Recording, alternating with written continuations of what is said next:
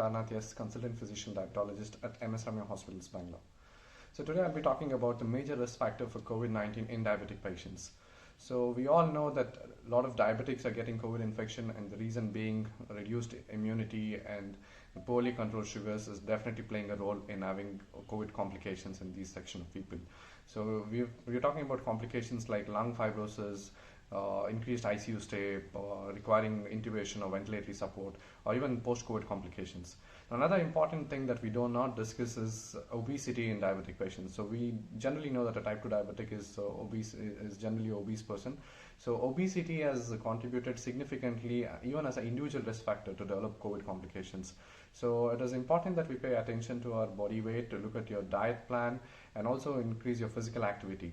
Now, it's also a thing that because of the lockdown, people are not able to go out and do the regular physical activity, but I still urge all of you to do your physical activity at home, either in terms of walking, or if you have a treadmill at home, or to climb your stairs, and just watch your diet. So as I've told you earlier, just ensure that your diet has less of cereals, less of carbohydrates, less of salt, and increase the fruits and vegetables in your diet, and protein intake as well.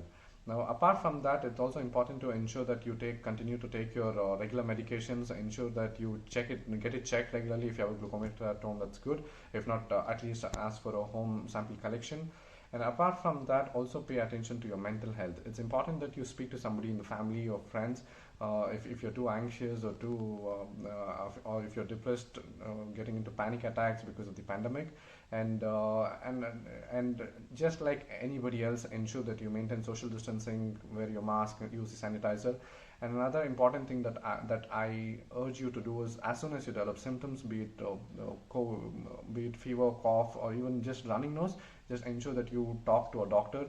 So I know that it is difficult to meet a doctor now. At least ask for a teleconsultation, meet the doctor virtually, and get it assessed and start the treatment at the earliest. So if you start the treatment at the earliest, definitely there's very less likely chance of ending up with complications. Another thing is also getting vaccinated. So if you get vaccinated, we've seen that very few people who are vaccinated end up with severe COVID.